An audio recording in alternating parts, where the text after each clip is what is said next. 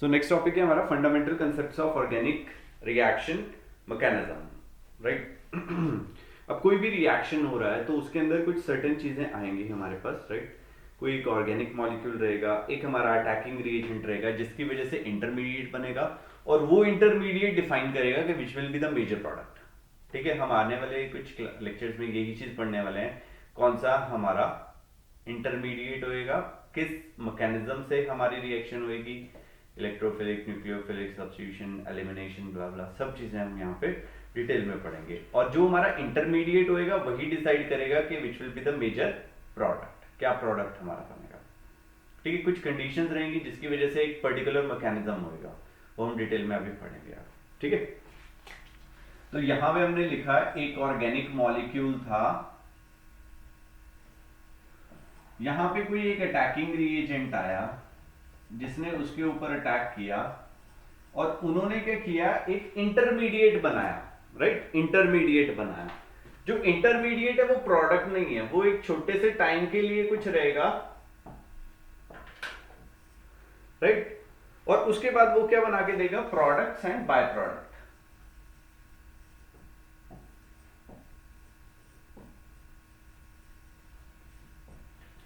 Right, आप लोगों ने टिक्की खाई है? हाँ जी। कहाँ पे खाई थी? यही वाली मार्केट में ना? नहीं सर, इधर तो भी आए हैं 35 में खाई है ना, तो वहां पे देखा होगा अपनी शॉप पे वो लोग क्या करते हैं, जब टिक्की वाले बना लेते हैं वो साइड पे ऐसे स्टैकिंग करके रखी होती है, मतलब वो आधी आधी वो बनी होती है, ठीक है ना, और फिर उसे वो और सेक के फिर आपको देता है। तो that is like an intermediate. Clear हुआ?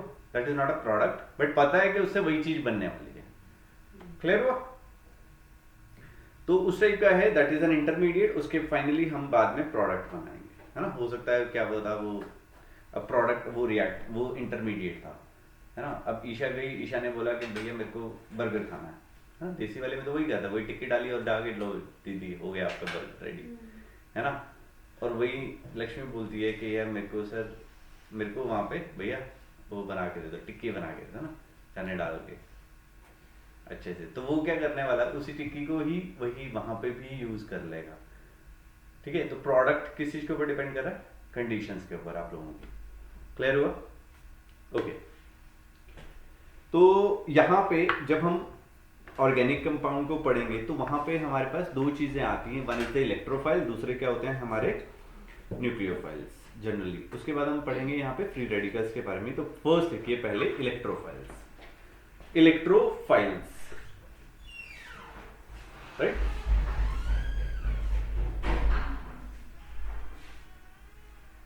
इलेक्ट्रोफाइल्स,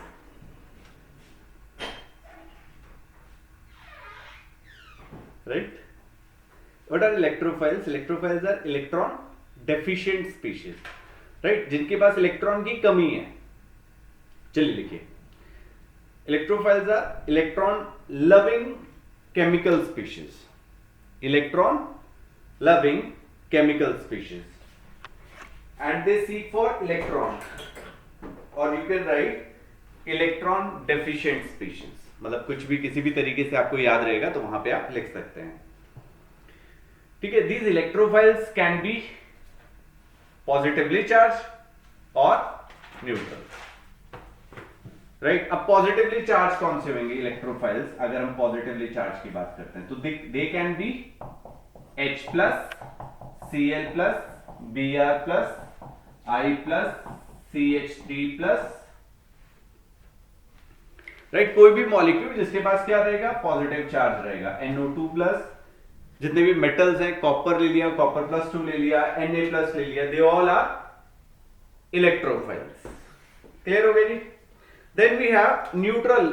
न्यूट्रल वाले कौन से होंगे, विच आर ल्यूइस एसिड्स। क्या होंगे, ल्यूइस एसिड्स। जितने भी ल्यूइस एसिड्स हैं, they are electron deficient species. Electron deficient मतलब उनका ऑक्टेट कंप्लीट नहीं है, उनके पास 6 या 4 कुछ भी इलेक्ट्रॉन रहेंगे। इसके example we can take AlCl3, FeCl3, BeCl2, right? There are certain examples. Or BF3, SO3, there are certain compounds, SnCl4. Fine, these are electrophiles, electron deficient species, और इनको हम क्या बोलते हैं, Lewis acids भी बोल देते हैं. इनको मत बोलिएगा इलेक्ट्रोफाइल्स, ये पॉजिटिवली चार्ज वालों को. Next we have nucleophiles. अब न्यूक्लियोफाइल्स क्या होंगे, न्यूक्लियस लविंग. न्यूक्लियस पे कौन सा चार्ज होता है,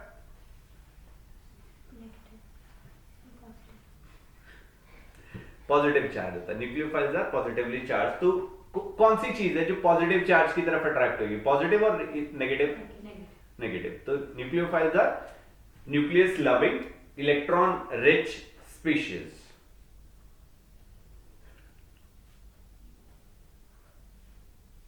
इलेक्ट्रॉन रिच और न्यूक्लियस लविंग, दोनों में से कुछ भी आप कर सकते हो. ठीक है. अब ये भी दो टाइप के होते हैं, नेगेटिवली चार्ज और न्यूट्रल.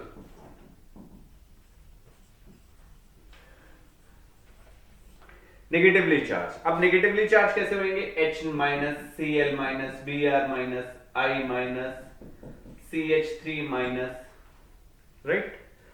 सो जो भी नेगेटिवली चार्ज स्पीशीज होंगे, Cn माइनस, OH माइनस, वो सब क्या है, हमारे न्यूक्लियोफाइल्स हैं. Fine. These are all negatively charge. Next we have neutral species. अब न्यूट्रल कौन से होंगे, Lewis bases. Very good. Neutral में हम लोग उन स्पीशीज को बोल देंगे ल्यूइस बेसिस. वैसे तो नेगेटिवली को भी बोल सकते हो आप, बट ल्यूइस बेसिस में कौन कौन से एग्जांपल आएंगे, जैसे कि हमारा अमोनिया हो गया, वाटर हो गया. इनका ऑक्टेट कंप्लीट है but they have non bonding electron. Lone pair पड़े हैं तो ये can easily donate electrons to some another species. RNH2, R2NH, R3N. There are certain examples. Fine.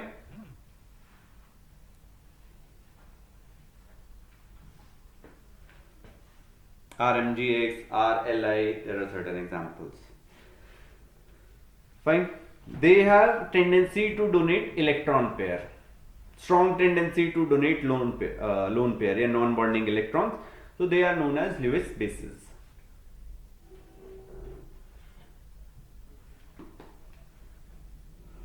Fine. Next लिखिए fission of a covalent bond. Next topic is fission of covalent bond.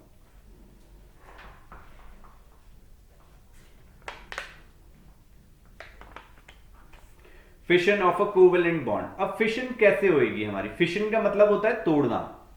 Right. अब दो तरीके से हम तोड़ सकते हैं. ठीक है.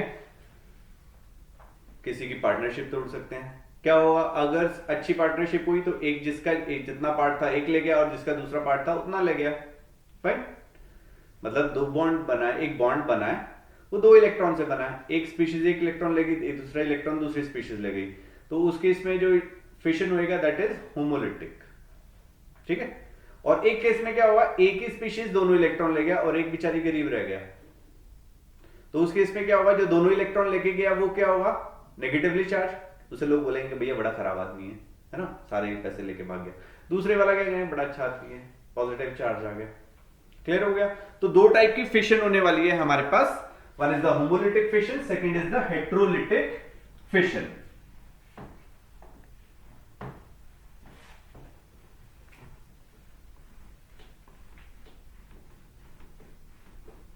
दो टाइप की फिशन है. One is the homolytic fission. First देखिए homolytic fission. Homolytic fission, homolytic fission, इसको आप सिमेट्रिकल भी बोल सकते हो.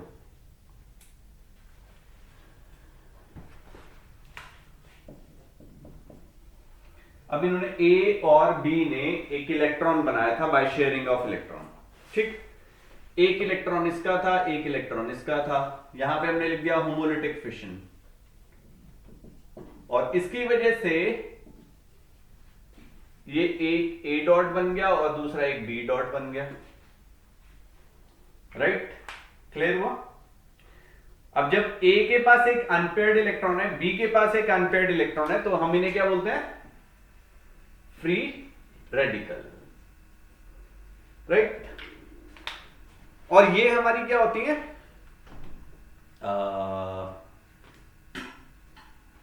रिएक्टिव स्पीशीज होती हैं। Why they are reactive? Because इनका ऑक्टेट कंप्लीट नहीं हो रहा होता। हर कोई चीज क्या कर रहा है, क्यों बॉन्डिंग कर रहे हैं, क्यों शेयरिंग कर रहे हैं, क्यों ट्रांसफरेंस ऑफ इलेक्ट्रॉन हो रहा है, to attain the noble gas configuration. तो इनके पास एक इलेक्ट्रॉन कम है, तो ये क्या करेंगे, झट से एक इलेक्ट्रॉन लेंगे कहीं से। तो that's why they are reactive species, right. But ये क्या है, हमारी न्यूट्रल स्पीशीज है, इसलिए हमने इन्हें क्या बोल दिया, फ्री रेडिकल्स। क्लियर हो गया जी। और ये कहां पे होएगा, अगर हम होमोलिटिक फिशन की बात करें तो ये जनरली कहां पे होती हैं,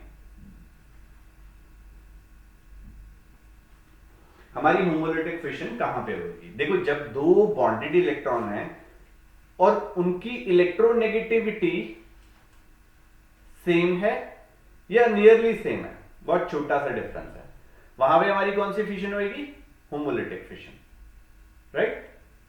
क्लियर है।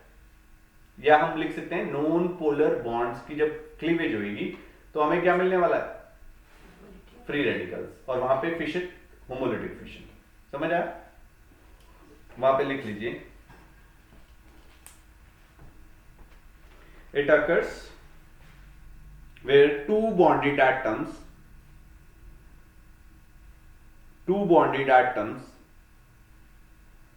have zero or small electronegativity difference।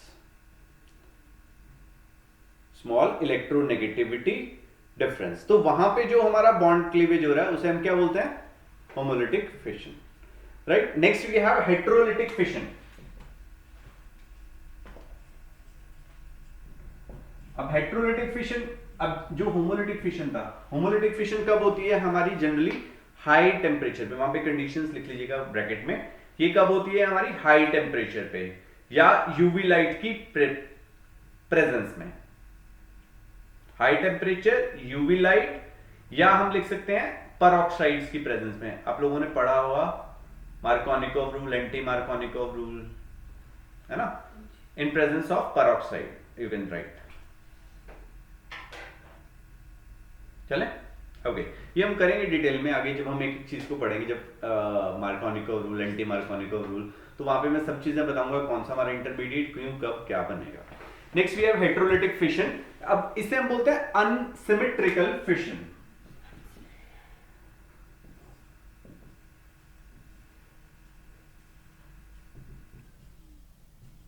Heterolytic fission, अब हेटेरोलिटिक फिशन में क्या होगा, अब ए और बी लगा है, अब ए और बी में विच इज मोर इलेक्ट्रोनेगेटिव, वो हम देख लेंगे, यहां पे तो हम कुछ नहीं कह सकते। सपोज करते हैं कि बी इज मोर इलेक्ट्रोनेगेटिव, यहां पे मैंने लिख दिया बी इज मोर इलेक्ट्रोनेगेटिव, तो बी क्या करने वाला, इस इलेक्ट्रॉन्स को अपनी तरफ अट्रैक्ट करेगा, तो बॉन्ड की क्लीवेज कुछ इस तरीके से होगी, and we get two species, एक ए मिल गया और दूसरा क्या मिला हमें, बी माइनस।